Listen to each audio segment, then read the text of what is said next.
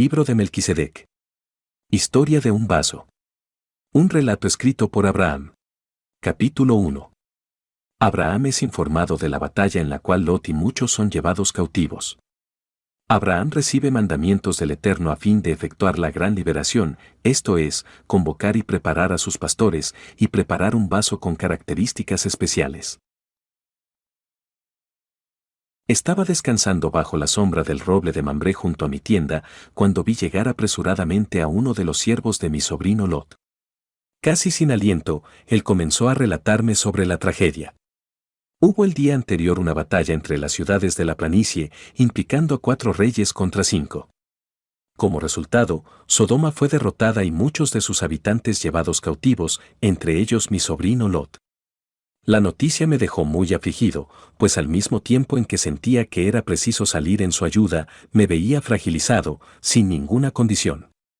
Siempre fui un hombre pacífico y detesto a aquellos que derraman sangre. Tengo muchos siervos, pero pocos saben manejar espadas y lanzas, pues desde la infancia han sido entrenados como pastores. En lugar de espadas y lanzas, ellos manejan bordones con los cuales conducen los rebaños.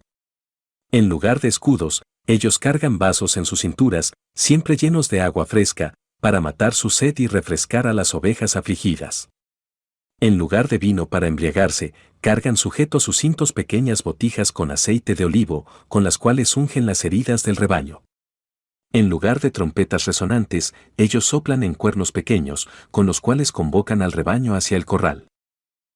Imaginando cómo sería un combate entre mis siervos y los ejércitos de aquellos 5 reyes victoriosos, comencé a reír. Mientras reflexionaba, la voz de aquel que siempre me guía resonó en mis oídos, diciendo: Abraham, Abraham. No menosprecies los instrumentos de los pastores, pues santificados por el fuego del sacrificio habrán de conquistar la gran liberación. El Eterno comenzó a darme órdenes, haciéndome avanzar por la fe, sin saber cómo tal liberación habría de realizarse. El primer paso fue la convocación de todos los pastores que, dejando a sus rebaños, se dirigieron al roble de Mambré, trayendo sus instrumentos pastorales. Eran en total 600 pastores.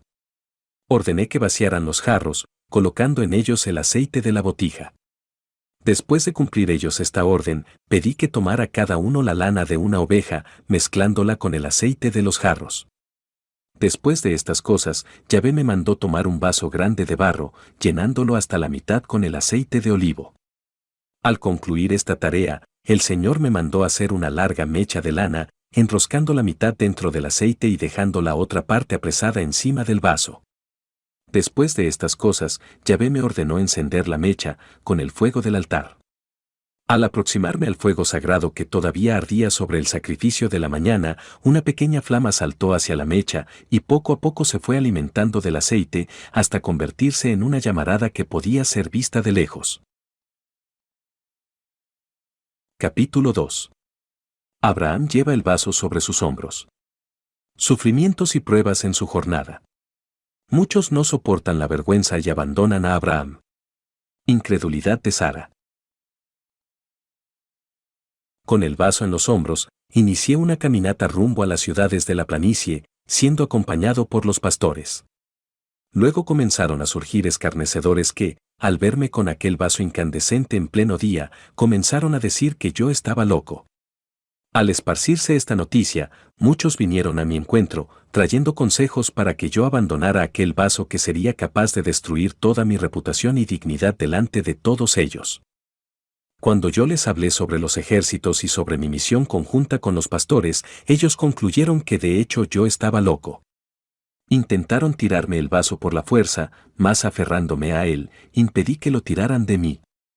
Avergonzados ante todo esto, muchos pastores comenzaron a separarse, algunos regresaron hacia sus tiendas mientras que otros se unieron a aquellos que se reían de mi comportamiento extraño. Sintiéndome solo con aquel pesado vaso sobre los hombros, comencé a angustiarme. Anhelaba encontrar a alguien con quien pudiera compartir mi experiencia, mas todos me lanzaban miradas de desaprobación. Me acordé de Sara, mi amada esposa. En obediencia a la voz de Yahvé habíamos transitado por muchos caminos, estando Sara siempre a mi lado, animándome a proseguir precisamente en los momentos más difíciles. Con certeza Sara me traería consuelo y fuerzas para continuar firme, conduciendo el vaso de la salvación. Mientras que avanzaba por el camino pensando en Sara, la vi en medio de la multitud. Al dirigirme a ella, me vi sorprendido y desalentado al ver en sus ojos el mismo menosprecio de aquellos que me llamaban loco por conducir en pleno día la llama que se había desprendido del altar. Acordándome de la orden de Yahvé de que tendría que liberar a mi sobrino Lot, fui andando solo por el camino. Al colocarme en el lugar de aquellos que me llamaban loco, yo les daba la razón, pues en condiciones normales ninguna persona coherente saldría de casa sin un rumbo definido, llevando en la espalda en pleno día un vaso con una llamarada, afirmando estar marchando contra los ejércitos de 5 reyes, para liberar un pariente. Realmente da a entender que se trata de la manifestación de una gran locura. Precisamente así, bajo el rencor de todas las humillaciones y palabras que hablaban contra mí, yo avanzaba rumbo al valle desconocido. Toda aquella burla fue finalmente disminuyendo a medida en que me distanciaba del roble de Mambré. Comenzaron a sobrevenir a mi corazón muchas dudas en cuanto a mi futuro. Estaba a veces afligido con el pensamiento de todo lo que había experimentado, desde la convocación de los pastores hasta ese momento, podrían ser, de hecho, demostraciones de una locura. Lleno de dudas, comencé a pensar en la posibilidad de abandonar el vaso al lado del camino, regresándome junto al altar. Esos eran los consejos de algunos pastores y amigos que, condolidos de mi soledad, todavía venían a mi encuentro, aconsejándome a que volviera. Allí decían que yo podría conquistar nuevamente la confianza de los pastores, volviendo a ser, quizás, hasta el mismo sacerdote honrado como antes lo era. Sobre el altar decían que había un fuego mucho mayor que aquel que yo cargaba en los hombros. Estaba a punto de regresar cuando Sara vino a mi encuentro, contándome sobre el desprecio que muchos pastores lanzaban contra mí. Ella estaba consternada, pues toda aquella deshonra recaía también sobre ella, al punto de no sentir más deseos de permanecer junto a aquel altar. Después de alertarme, Sara comenzó a hablarme de un plan. Podríamos, quizás, mudarnos a una ciudad distante, donde olvidaríamos todas aquellas vejaciones. Olvidándome de la voz que me había mandado seguir rumbo a la planicie, contesté a mi esposa que yo estaría dispuesto a acompañarla a cualquier lugar si ella permitía que yo llevara el vaso. Él sería nuestro altar, calentando e iluminando nuestras noches con su llama. Al oír sobre el vaso, Sara volvió a enojarse, afirmando no entender mi terquedad al continuar llevando sobre los hombros aquel símbolo de vergüenza y desprecio. Después de decirme tales palabras, me volvió la espalda regresando hacia la tienda. Capítulo 3. Abraham entiende el significado del vaso. Abraham protege a la pequeña llama de los fríos vientos. Muchas ovejas siguen a Abraham. Abraham, andando solo, sigue el rastro. Los ejércitos se burlan de Abraham y amenazan con el exterminio de los cautivos. Angustiado por no poder realizar el sueño de Sara, proseguí rumbo al futuro incierto, siendo orientado únicamente por la llama, cuyo brillo aumentaba a medida en que las tinieblas se hacían más densas. Comencé entonces a meditar sobre aquella llama que me acompañaba con su brillo y calor. Yo estaba acostumbrado a ver el fuego sagrado entronizado sobre un gran altar de piedras, en medio de las alabanzas de muchos pastores, de entre los cuales yo me destacaba como maestro y sacerdote. En aquellos momentos de adoración, yo me vestía con los mejores mantos, y hacía la pregunta de realizar el sacrificio solamente cuando todos mis siervos estuviesen reunidos a mi alrededor, para que escuchasen mis consejos y advertencias.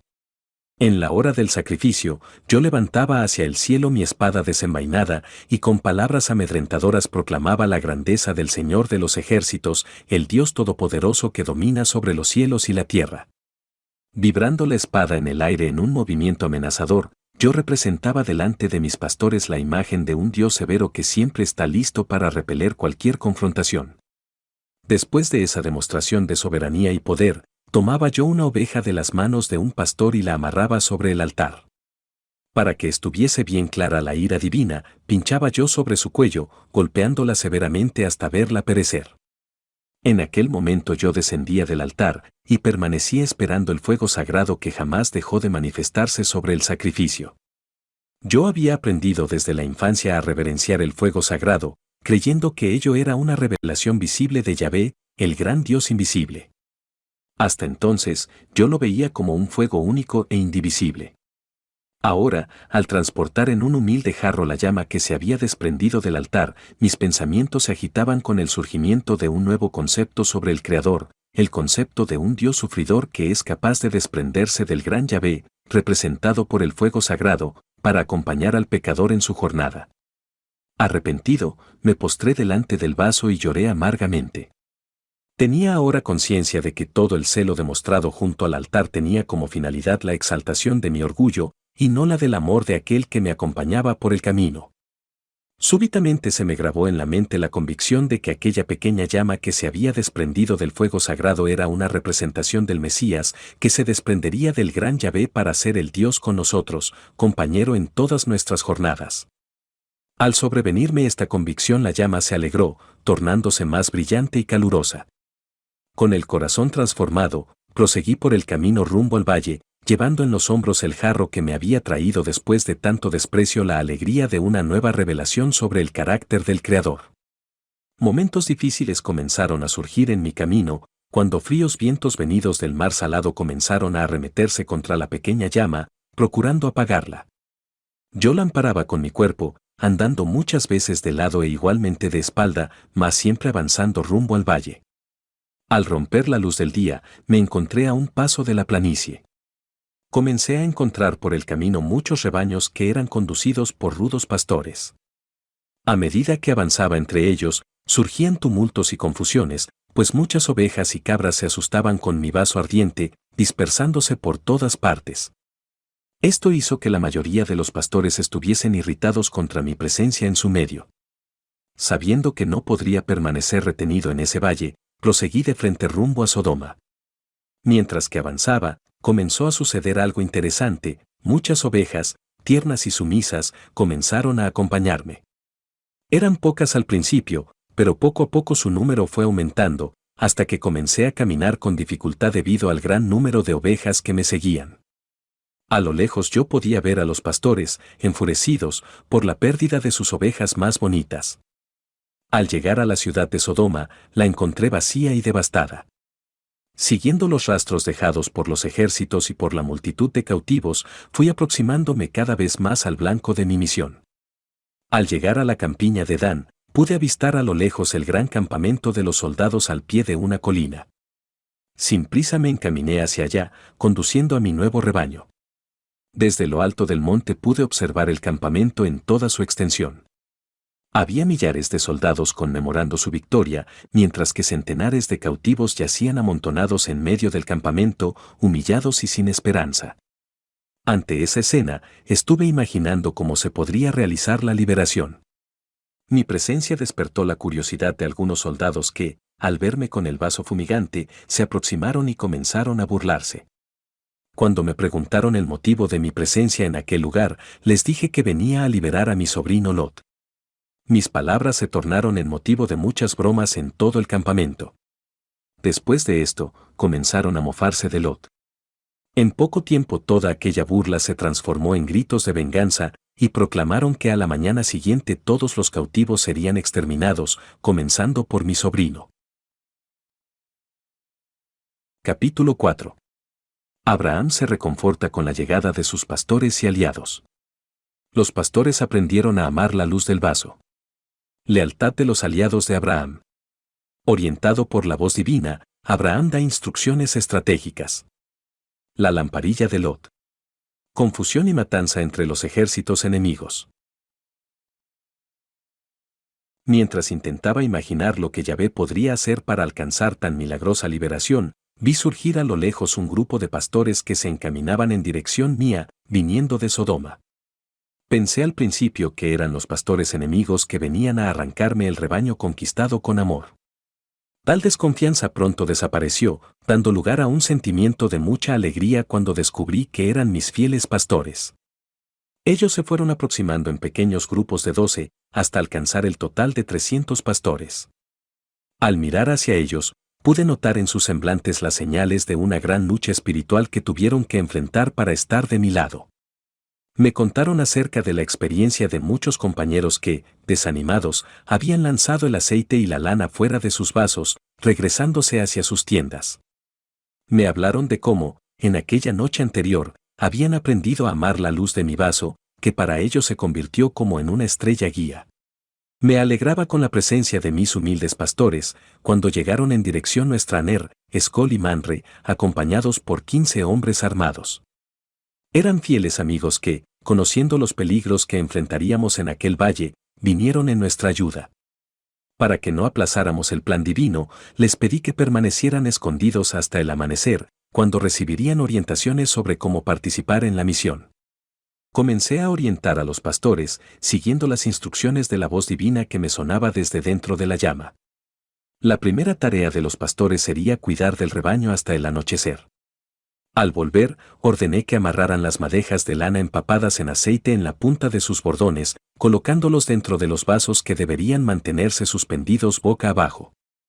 Comencé a encenderlos con el fuego de mi llamarada hasta que las 300 antorchas estuvieron ardiendo, aunque ocultas en el interior de aquellos vasos.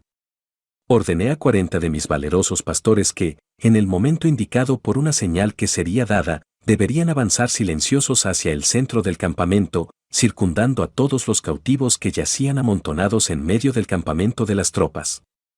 Al mismo tiempo, los 260 pastores restantes deberían rodear todo el campamento, esperando la señal de romper los vasos con los cuernos. Orientado por la voz de la llama, les indiqué las señales. Cuando la última antorcha se apagase en el campamento deberían estar atentos, pues una pequeña lamparilla sería encendida por uno de los cautivos. Tan pronto como la lamparilla comenzase a arder, deberían correr cada uno hacia su puesto, evitando cualquier ruido para no ser descubiertos. La señal para ellos de quebrar los vasos con los cuernos, levantando muy en alto la antorcha, sería el apagar de la lamparilla. Después de esas orientaciones, los 260 pastores, ocultos por las sombras de la noche, se esparcieron por el valle y estaban esperando el momento de colocarse alrededor del campamento. Mientras tanto, los 40 se colocaron próximos a un pasaje más vulnerable, a través del cual habrían de alcanzar a los cautivos. Era ya alta noche cuando la antorcha del último soldado se apagó, sobreviniendo una completa oscuridad y silencio sobre el campamento de las tropas. Entre los cautivos, había un hombre en aquella noche que vivía la mayor angustia de su vida. Era mi sobrino que, después de convertirse en el blanco de tantos abusos y humillaciones, había tomado conocimiento del castigo que les esperaba al amanecer. En aquella noche, Lot tenía sus pensamientos vueltos hacia su tío, se acordaba con arrepentimiento del momento en que me había dejado junto al roble de Mambré, mudándose hacia las campiñas de Sodoma. En su desesperación, sintió deseo de volver a ver mi faz y de pedirme perdón por haberse apartado de mí. Justamente en aquel momento, Lot fue atraído por el brillo de una antorcha que ardía sobre la colina. Al mirar el brillo imaginó estar teniendo una visión, pues ello mismo le revelaba la faz de su querido tío. Queriendo mostrarme su rostro, Lot palpó en medio de las tinieblas hasta encontrar una pequeña lamparilla que había traído en su alforja. Frustrado, percibió que no había en ella nada de aceite. Concluyó que aquella lámpara apagada y seca era un símbolo de su vida vacía y sin fe. Sin desviar los ojos de mi rostro iluminado por la llama del vaso, en un desesperado gesto de fe, Lot palpó la mecha de su lamparilla, descubriendo que había en ella un residuo de aceite. Curvándose, comenzó a herir las piedras del fuego, hasta que una chispa saltó hacia la mecha. Sin saberlo, Lot estaba comandando, con sus gestos, los pasos para una gran liberación. Los 300 pastores, al ver el tenue brillo de la lamparilla, se encaminaron rápidamente hacia sus puestos y permanecieron aguardando el apagar de la pequeña llama. Desde el momento en que Lot se levantó con su diminuta llama, yo estaba mirando hacia sus ojos, que miraban los míos. Vi que su faz traía señales de inenarrable angustia y malos tratos. Asimismo, pude leer en sus ojos azules que la esperanza y la fe todavía no le habían abandonado. El pequeño fuego de la lamparilla de Lot, con todo, no resistiría por mucho tiempo. Era necesario que se apagase para señalizar la gran victoria. Cuando la oscuridad volvió a cubrir la faz de Lot, mis 300 pastores arremetieron sus cuernos contra los vasos que mantenían ocultas las antorchas ardiendo. Un gran ruido como de caballería en combate resonó por todas partes, mientras que las antorchas eran suspendidas. Los 300 cuernos utilizados hasta entonces para conducir el rebaño sonaban ahora como trompetas de conquistadores. Todo el campamento se despertó de un solo brinco, y sin saber cómo escapar de tan terrible embestida que partía de afuera y de adentro, los soldados comenzaron a luchar entre sí mismos, mientras que mis pastores permanecían en sus puestos, haciendo sonar los cuernos. Los cautivos estuvieron muy espantados al principio, mas poco a poco fueron tomando conciencia de la gran liberación que estaba operándose en su favor. Cuando amaneció se reveló ante nuestros ojos un escenario de completa destrucción. Todo el pueblo estaba cubierto por millares de cuerpos rasgados por sus propias espadas y lanzas. Solamente unos pocos consiguieron huir de aquel campamento de muerte, mas fueron perseguidos por mis 18 aliados que estaban armados, siendo alcanzados en Obá, que está a la izquierda de Damasco. Mientras tanto, los cautivos, ahora liberados, recuperaban todas las riquezas de que habían sido saqueados por los enemigos. Capítulo 5. La gran liberación representa la liberación de Israel en los últimos días. Abraham descubre que la gran liberación se concretizó en Rosh Hashaná. Abraham predica la fe en el Mesías a los cautivos liberados invitándoles a purificarse en agua, solo 3 lo aceptan. Abraham rechaza la oferta del rey de Sodoma. Abraham y los fieles deciden conmemorar la fiesta de Sucot en Salem. Las perlas del vaso. Bienvenida festiva en Salem. El encuentro de Abraham y Melquisedec. De la cima de la colina, en tanto que yo vibraba con la alegría de los cautivos en aquella mañana de liberación, oí la voz de Yahvé hablándome de en medio de la llama. Esta liberación que hoy se concretiza representa la liberación que he de operar en los últimos días, salvando a los remanentes de tus hijos del cerco de numerosas naciones que se aliarán a Gog con el propósito de destruirlos. En aquel día en que triunfaren sobre mi pueblo, mi indignación será muy grande, y contenderé contra él por medio de la peste y de la sangre, lluvia inundante, grandes rocas de granizo, fuego y azufre haré caer sobre él, sobre sus tropas y sobre sus muchos pueblos que estuvieren con él. Así, yo me engrandeceré, justificaré mi santidad y me daré a conocer a los ojos de muchas naciones, y sabrán que yo soy el Señor. Y sobre la casa de David y sobre los habitantes de Jerusalén derramaré el espíritu de gracias y de súplicas, mirarán hacia mí a quien traspasaron, y harán lamentación como quien se lamenta por un hijo unigénito y llorarán por él como quien llora amargamente por el primogénito. En aquel día habrá una fuente abierta para la casa de David y para los habitantes de Jerusalén, para remover el pecado y la impureza. Consciente de la importancia histórica de aquel día de liberación, tomé un calendario y miré con sorpresa, pues era Rosh Hashaná, o día de las trompetas. Aquel era el primer día de un año nuevo, 10 días después vendría el Yom Kippur, el día de la purificación de los pecados. En el día 15 tendría lugar la fiesta de Sucot, la alegre fiesta de las cosechas de otoño. La llama que para mí se había convertido en una representación del Mesías prometido, se apagó en el momento en que descendía al encuentro de los pastores y de los muchos cautivos ahora liberados. Llenos de alegría y de admiración, todos querían saber cómo había llegado a ser posible tan grande liberación, solamente con la utilización de aquellas antorchas y cuernos. Les hablé entonces de la importancia de aquel fuego que se había desprendido del altar para liberarlos en aquel valle, identificándolo como el Mesías Salvador. Al ver que todos cargaban en sus cuerpos y mantos la suciedad de la esclavitud, los invité a seguirme hasta el río Jordán, donde todos podrían bañarse para la purificación de sus pecados. Solamente 3 personas atendieron la invitación, Lot y sus 2 hijas más recientes. Los demás regresaron contaminados hacia sus casas. Antes de partir, el rey de Sodoma vino a mi encuentro, prometiendo darme todas las riquezas recuperadas en aquella mañana. Yo rechacé su oferta, para que nunca jamás alguien pudiera decir que yo me enriquecí con aquel saqueo. Permanecimos acampados en los márgenes del río Jordán, en las proximidades de Jericó, por 12 días. En aquellos días de refrigerio, todos se hallaron libres de las impurezas, dejándolas en las aguas del Jordán. Este era un preparativo especial para la fiesta de Sucot que decidimos conmemorar en Salem. Llenos de alegría iniciamos una marcha ascendente rumbo a la ciudad de Salem, inconscientes de la feliz sorpresa que nos aguardaba. Yo seguía al frente teniendo a mi lado a Lot y sus 2 hijas, y detrás venían los 300 pastores conduciendo el gran rebaño. A medida que avanzábamos, comencé a notar que mi vaso, que se había quedado vacío al amanecer, se tornó muy pesado. Al bajarlo miré sorprendido al descubrir dentro de él muchas perlas de variados tamaños y brillos que se formaron misteriosamente. Al ver nosotros a lo lejos la blanca ciudad, comenzamos a oír sonidos de una gran fiesta. Acordes armoniosos repercutían por los montes mientras avanzábamos por el camino. Mi curiosidad en conocer aquella ciudad y a su joven rey era inmensa, pues de boca de muchos ya había oído acerca de su grandeza y fama.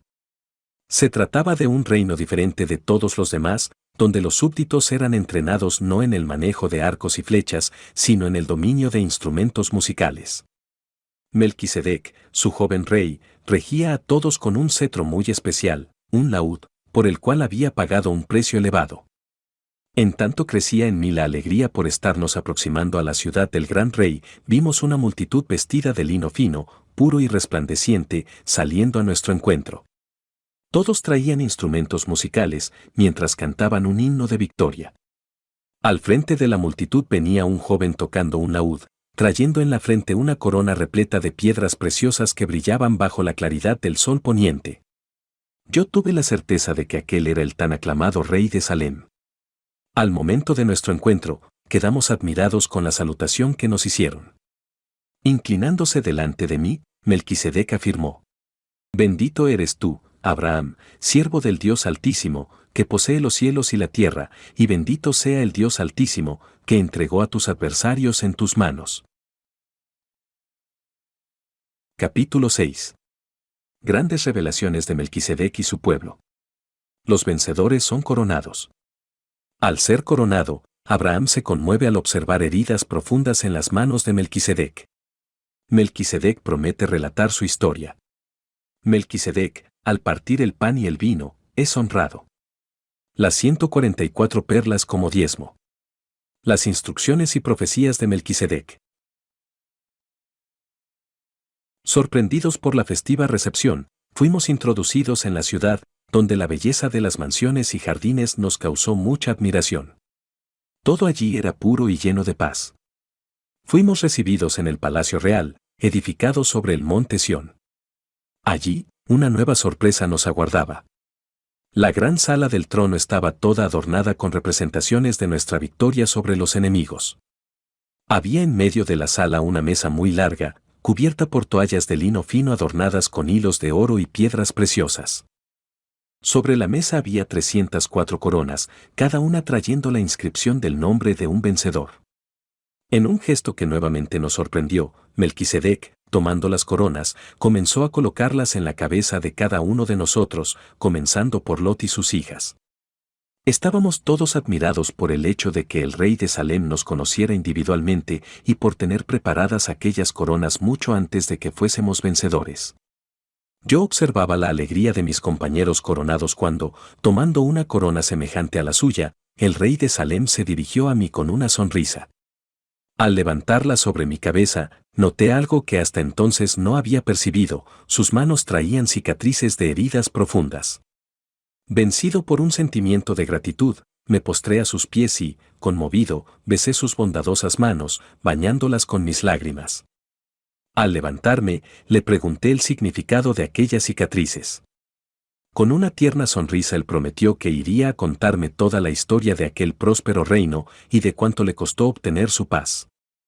Después de coronarnos, Melquisedec nos hizo sentar alrededor de la gran mesa y comenzó a servirnos el pan y el vino. A partir de aquel momento, comenzamos a honrarlo como sacerdote del Dios Altísimo. En un gesto de gratitud, tomé el vaso repleto de perlas y lo coloqué a los pies del rey. Tomándolo en los brazos, él comenzó a acariciarlo, sin atentar hacia el brillo de las perlas. Expresándome la gratitud por aquella ofrenda, me dijo que aceptaría el vaso y que de las perlas solamente aceptaría el diezmo. Inmediatamente comencé a contar las joyas, separando las más bellas para el rey. Había un total de 1440 perlas, de las cuales le entregué 144.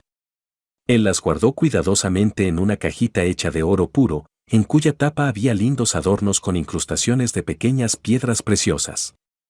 Después de recibir el diezmo que simbolizaba la gran liberación operada por Yahvé en la planicie, Melquisedec llamó venir a él a uno de sus súbditos que era maestro en adornos y pinturas, ordenándole honrar el vaso con un lindo grabado que retratase el momento en que yo lo ofrendé. Mientras el jarro era pintado, Melquisedec comenzó a contarme la historia de su reino, desde su fundación hasta aquel momento en que estábamos conmemorando la gran victoria sobre los enemigos. Al devolverme el vaso, ahora honrado con el más bello grabado e inscripciones que exaltaban la justicia, la humildad y el amor, el rey de Salem me ordenó que llevara conmigo el vaso con aquellas perlas. Durante 6 años mis pastores y yo deberíamos contar a todos la historia de aquel vaso que fue victorioso por causa de la llama del altar. A todos aquellos que con arrepentimiento aceptasen la salvación representada por su historia, deberíamos ofrecer una perla. Al final de los 6 años, las perlas se acabarían, ya no habría oportunidad de salvación. Sobrevendría entonces el 7º año, en el cual habría un tiempo de gran angustia y destrucción, cuando solamente habría protección para aquellos que poseyesen las perlas. Por esa ocasión, las ciudades de la planicie serían totalmente destruidas por el fuego del juicio, y los demás pueblos que no se arrepintiesen serían diezmados por grandes plagas. Capítulo 7. Continúan las revelaciones de Melquisedec. Acontecimientos que se verificarán en Rosh Hashaná, en Yom Kippur y en la fiesta de Sukkot. 6 años de oportunidad. La santificación del día de reposo, señal de alianza con Yahvé. La nueva Jerusalén revelada al final del 7º año. La venida del Mesías. La resurrección de los fieles fallecidos y transformación de los vivos victoriosos. Coronación de los justos en la ciudad santa. Sobre el triunfo que acabábamos de obtener sobre numerosos ejércitos, Melquisedec, después de repetirme las palabras dichas por el Mesías, dijo una señal que sería importante para aquellos que viviesen por la ocasión de la gran liberación de Israel. Afirmó que, multiplicando las 144 perlas del diezmo por el número de columnas de su palacio, encontraría el año que traería a su consumación la gran liberación de Israel. Movido por la curiosidad, comencé inmediatamente a contar las columnas, eran 40 columnas de mármol adornadas con piedras preciosas. Al regresar al rey con el resultado de los cálculos, él comenzó a hacer predicciones sobre los grandes acontecimientos que tendrían lugar al final de aquel año. Al llegar la plenitud de los tiempos, todos los esfuerzos humanos en busca de la paz se frustrarán.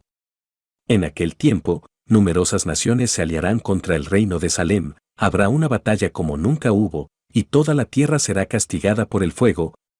Después de agotar ellos todos los recursos en su defensa, Israel verá, con desesperación, incontables enemigos marchando contra ellos con el propósito de eliminarlos.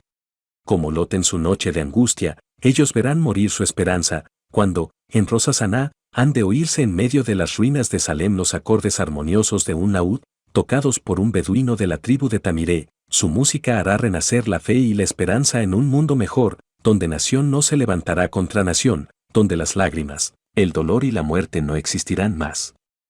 Después de consolar a los afligidos con los acordes de su laúd, el beduino tomará el vaso con los pergaminos de la tumba de David, y lo llevará sobre los hombros. En aquel día estarán los pies suyos sobre el monte de los olivos, y al clamar por la liberación de Israel habrá un fuerte terremoto que agrietará el monte por la mitad, surgiendo del oriente hacia el occidente un enorme valle. En aquel día, toda la tierra de Israel será fuertemente sacudida, sobreviniendo una total destrucción para todos los ejércitos enemigos. Habrá, sin embargo, salvación para todos aquellos que con arrepentimiento se refugiaron bajo las alas del Eterno, lanzando lejos de sí los instrumentos de violencia. Toda la humanidad testimoniará con espanto las escenas de la liberación de los hijos de Israel. En aquel día, muchos pueblos y poderosas naciones se establecerán al lado de Yahvé de los ejércitos, multitudes de los judíos de la diáspora se aproximarán diciendo, nos iremos con vosotros, porque sabemos que el Eterno está de vuestro lado. El Yom Kippur que seguirá a la liberación será un día de purificación de las impurezas de todos aquellos que aceptaron la salvación. En aquel día acabará la ceguera de los hijos de Jacob, y mirarán hacia aquel a quien traspasaron, y llorarán amargamente por él como se llora por un hijo unigénito. En la fiesta de Sukkot será derramado el Espíritu de Dios sobre toda carne, y sucederá que todo aquel que invoque el nombre de Yahvé será salvo recibiendo una perla del vaso.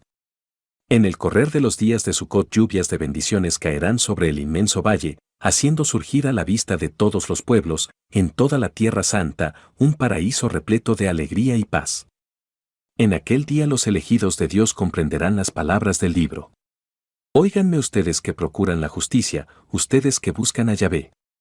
Miren hacia la roca de la cual fueron cavados, hacia la caverna de la cual fueron sacados. Miren hacia Abraham, su padre, y hacia Sara, aquella que los dio a luz. Él estaba solo cuando lo llamé, mas yo lo bendije y lo multipliqué. Yahvé consoló a Sión, consoló todas sus ruinas, él transformará su desierto en un Edén y su soledad en un jardín. En ella encontrarán gozo y alegría, cánticos de acción de gracias y sonidos de música. En aquel día los redimidos mirarán hacia el humilde beduino que liberó de la caverna el vaso de Abraham, y cantarán con alegría. Cuán bellos son, sobre los montes, los pies del mensajero que anuncia la paz, del que proclama buenas nuevas y anuncia la salvación, del que dice a Sión, oh tu Dios reina. Porque Yahvé consoló a su pueblo, él redimió Jerusalén. Yahvé descubrió su santo brazo a los ojos de todas las naciones, y todos los extremos de la tierra verán la salvación de nuestro Dios.